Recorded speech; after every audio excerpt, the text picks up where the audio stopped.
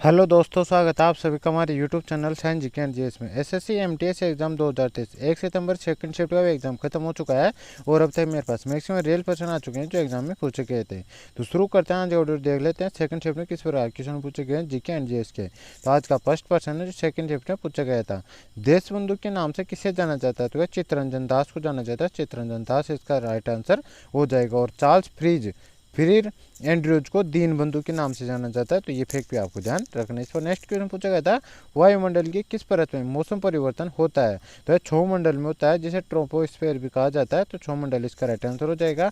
और वायुमंडल की बात करते हैं, इसमें यह सबसे निचली परत होती है। और वायुमंडल टोटल कितनी परतें होती है? 5 परतें होती है, जिसमें सबसे नीचे होती है क्षोमंडल, फिर उसके बाद में आता है समतामंडल जिसमें वायुयान उड़ते हैं, फिर आते हैं मध्यमंडल, फिर आते हैं बाह्य वायुमंडल और फिर लास्ट वाली आती है बहिमंडल। तो ये फैक्ट आपको ध्यान रखना है। इसमें नेक्स्ट क्वेश्चन आता है, ओडीआई क्रिकेट वर्ल्ड कप 2023 कहाँ पर होगा? तो ये 2023 वर्ल्ड कप 5 अक्टूबर से 19 नवंबर 2023 में भारत में हो रहा है। तो भारत इसका राइट आंसर हो जाएगा। इसमें नेक्स्ट क्वेश्चन पूछा गया था, तमिलनाडु राज्य ने हाल ही में इनमें से किस पर प्रतिबंध लगाया? तो लॉटरी और जुआ और गुटखा, इनमें तीन ऑप्शन मिले, इनमें से किस पर लगाया है? तो अक्टूबर 2022 में ऑनलाइन जुए के खेल पर प्रतिबंध लगाया तमिलनाडु राज्य ने। तो ऑनलाइन जुआ इसका राइट आंसर हो जाएगा। इसमें नेक्स्ट क्वेश्चन पूछा गया था, अनुच्छेद 29-30 किससे संबंधित है? तो सांस्कृतिक और शिक्षा संबंधित शैक्षिक अधिकार से संबंधित है। तो ये इसका राइट आंसर हो जाएगा, जो एक मूल अधिकार है। तो ये फैक्ट आपको ध्यान रखना है। इसमें नेक्स्ट क्वेश्चन पूछा गया था, प्लेइंग इट माई वे किसकी आत्मकथा है? तो ये सचिन तेंदुलकर की आत्मकथा है और ये 2014 में प्रकाशित हुई थी। और सचिन तेंदुलकर को 2014 में भारत रत्न अवार्ड से सम्मानित किया गया था। तो ये फैक्ट आपको ध्यान रखना है। इसमें नेक्स्ट क्वेश्चन पूछा गया है, वसुंधरा दोरा स्वामी को किस नृत्य के लिए 2019 में संगीत नाटक अकादमी अवार्ड से सम्मानित किया गया है? तो भरतनाट्यम के लिए मतलब सम्मानित किया गया है। तो भरतनाट्यम इसका राइट आंसर हो जाएगा। और भरतनाट्यम एकल स्त्री नृत्य है। इस नृत्य के प्रमुख कलाकारों की बात करें, इसमें पदम सुब्रमण्यम, अल्लारमेलवल्ली, यामिनी कृष्णमूर्ति, अनीता रत्नम और मन्नानी साराभाई, मल्लिका साराभाई, मीनाक्षी सुंदर पिल्लई, सोनल मानसिंह, वैजयंतीमाला, सोपन सुंदरी, रोहितंग कामा, लीला सैमसन, बाला सरस्वती आदि इसमें शामिल है। तो ये फैक्ट आपको ध्यान रखना है। इसमें नेक्स्ट क्वेश्चन पूछा गया था, वरदेश्वर मंदिर किस राज्य में स्थित है? वे राजराजेश्वर तमिलनाडु के तंजौर में स्थित एक हिंदू मंदिर है। तो तमिलनाडु का तंजौर इसका राइट आंसर हो जाएगा। और यह इस मंदिर की बात करें तो भगवान शिव की आराधना को समर्पित है। और इसका निर्माण 1003 ईस्वी से 1010 ईस्वी के बीच चोल शासक प्रथम राज चोल ने करवाया था। तो ये फैक्ट आपको ध्यान रखना है। इसमें नेक्स्ट क्वेश्चन पूछा गया है, 54 वर्ष के बाद संतोष ट्रॉफी का विजेता कौन सा राज्य बना? था कर्नाटक बनाया 2022-23 में। तो कर्नाटक इसका राइट आंसर हो जाएगा। कर्नाटक ने मेघालय को 3-2 से हराया इसमें। और संतोष ट्रॉफी एक स्टेट लेवल फुटबॉल प्रतियोगिता है।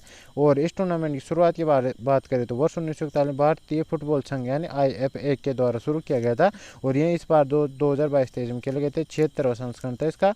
और इस टूर्नामेंट में ग्रुप स्टेज के मैच भारत में खेले गए थे, लेकिन जबकि नॉकआउट एंड फाइनल मैच था ना, वो सऊदी अरब में खेला गया था 1 से 4 मार्च के बीच। तो इफेक्ट पे आपको ध्यान रखना है। इसमें नेक्स्ट क्वेश्चन पूछा गया था, यामिनी कृष्णमूर्ति किस शास्त्रीय नृत्य की डांसर है? तो कुचिपुड़ी और भरतनाट्यम दोनों की है। तो कुचिपुड़ी और भरतनाट्यम इसका राइट आंसर हो जाएगा। इसमें नेक्स्ट क्वेश्चन पूछा गया है, मित्र मेला एक क्रांतिकारी संगठन था जिसकी स्थापना किसके द्वारा की गई थी? तो विनायक दामोदर सावरकर द्वारा 1899 में इसकी स्थापना की गई थी। तो दामोदर सावरकर इसका राइट आंसर हो जाएगा। और इसके बात करें तो ये नासिक में स्थापित किया गया था और बाद में 1904 में इसका नाम बदलकर अभिनव भारत सोसाइटी कर दिया गया था। तो ये फैक्ट आपको ध्यान रखना है। इसमें नेक्स्ट क्वेश्चन पूछा गया है, ओडीआई की वर्ल्ड कप 2021 किस स्टेडियम में आयोजित किया गया था? तो इसमें ऑप्शन दे रहे भारत, श्रीलंका और बांग्लादेश, इनमें किस में आयोजित किया गया था? तो भारत ने मुंबई के वानखेड़े स्टेडियम फाइनल में श्रीलंका को 6 विकेट से हरा कर टूर्नामेंट जीता। तो भारत इसका राइट आंसर हो जाएगा। और उद्घाटन समारोह की बात करें तो उद्घाटन समारोह बंगबंधु नेशनल स्टेडियम ढाका में आयोजित किया गया था। और पहला मैच भारत और बांग्लादेश के बीच ढाका के मीरपुर स्थित शेर बांग्ला स्टेडियम में नेशनल स्टेडियम में खेला गया था। ये फैक्ट भी आपको ध्यान रखना। लेकिन फाइनल मैच कहाँ खेला गया था? भारत में खेला गया था और भारत ने जीता था। तो ये फैक्ट आपको ध्यान रखना है। इसको नेक्स्ट क्वेश्चन पूछा गया है, अर्थव्यवस्था में ट्रांसफर पेमेंट का क्या मतलब है? तो स्थानांतरण भुगतान किसी ऐसे व्यक्ति या संगठन को एक तरफा भुगतान है जिसमें इसके बदले कोई सामान्य सेवा नहीं दी है या विनिमय नहीं किया गया है, जैसे गिफ्ट, लॉटरी, गवर्नमेंट को टैक्स और डोनेशन, ये सभी इसके अंतर्गत आते हैं। तो ये इसका राइट आंसर हो जाएगा। इसमें नेक्स्ट क्वेश्चन पूछा गया है, नुआखाई त्योहार किस राज्य का? तो ओडिशा का है। ओडिशा इसका राइट आंसर हो जाएगा। इसमें नेक्स्ट क्वेश्चन है, केंद्र सरकार की कैपिटल रिसिप्ट यानी पूंजीगत प्राप्तियों के उदाहरण कौन से हैं? तो इसके पूंजीगत प्राप्तियों के उदाहरणों की बात करें तो इसमें कौन कौन से आते हैं? तो इसमें बॉन्ड पर ब्याज, भुगतान, स्टॉक से लाभांश, संपत्ति से किराया और रॉयल्टी सभी इसमें आते हैं। तो इनमें से जो भी ऑप्शन में होगा वो इसका राइट आंसर हो जाएगा। लेकिन इसके एक्स्ट्रा फैक्टर की बात करें तो इसके में पूंजीगत प्राप्ति वे प्राप्ति है जो वित्तीय परिसंपत्तियों को घटाती है और सरकार की देयता को बढ़ाती है। ये फैक्ट आपको ध्यान रखना। और यह ऋण और गैर ऋण प्राप्तियों दोनों को हो सकती है। और इसमें आम जनता, विदेश सरकारों और आरबीआई के ऋण पूंजी प्राप्तियों का एक महत्वपूर्ण हिस्सा होता है। इसमें ये फैक्ट आपको ध्यान रखना है। और इसके एग्जाम्पल क्या है, बॉन्ड पर ब्याज, भुगतान, स्टॉक से लाभांश, परिसंपत्ति किराया, रॉयल्टी, ये सभी इसमें आते हैं। तो इनमें से जो भी ऑप्शन में आएगा वो अपना राइट आंसर हो जाता है। इसमें नेक्स्ट क्वेश्चन पूछा गया था, पंडित जसराज किस घराने से संबंधित है? मेवाती घराने से संबंधित है। मेवाती घराने इसका राइट आंसर हो जाएगा। और इसके बाद बात करें तो पद्म विभूषण इसे 2000 मिला था और संगीत नाटक अकादमी पुरस्कार 1987 मिला था। पद्मश्री इन्हें 1975 में दिया गया था। तो इफेक्ट आपको ध्यान रखना है। इसमें नेक्स्ट क्वेश्चन पूछा गया है, इनमें से किस राज्य में दिन व रात के तापमान में अंतर नहीं होता है? तो क्या राज्य पूछा कहते हैं तो केरल का तापमान में अंतर नहीं रहता है दिन और रात के में।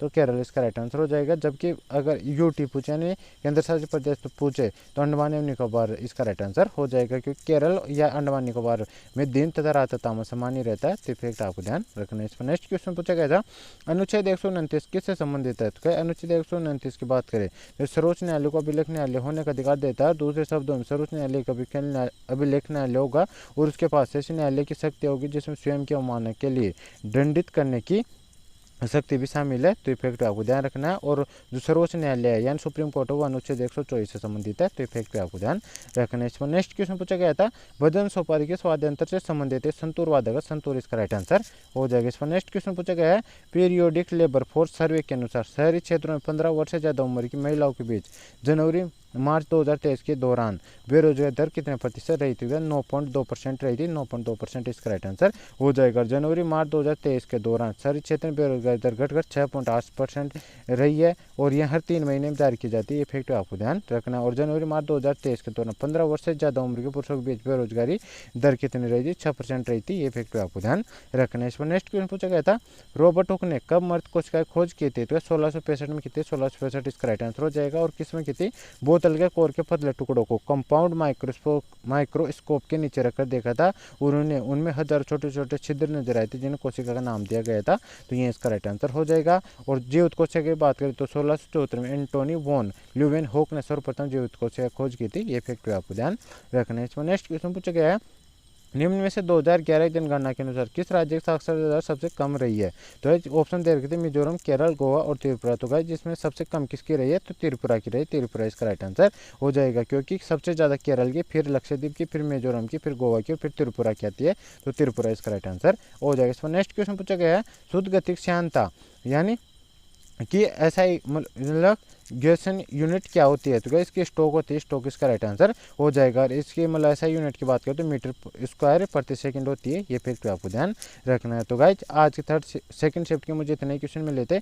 आई होप आपको वीडियो पसंद आएगा। वीडियो पसंद तो वीडियो को लाइक करें, चैनल पहली बार है चैनल सब्सक्राइब कर बेल आइकन ऑन कर ले, ताकि मैं जैसे आपका थर्ड शिफ्ट का एग्जाम खत्म होगा और उसका एनालिसिस लेके आऊँगा तो उसका नोटिफिकेशन आप तक पहुँच जाएगा और आप सबसे पहले एनालिसिस देख सकेंगे। तो गाइज मिलते हैं नेक्स्ट वीडियो में, तब तक के लिए जय हिंद जय भारत। और गाइज यदि आपको इसका पीडीएफ चाहिए तो मैंने डिस्क्रिप्शन टेलीग्राम चैनल का लिंक दे रखा, आप उसको ज्वाइन कर लीजिए, उस पर आपको उसका पीडीएफ भी मिल जाएगा। तो गाइस मिलते हैं नेक्स्ट वीडियो में, तब तक के लिए जय हिंद जय भारत।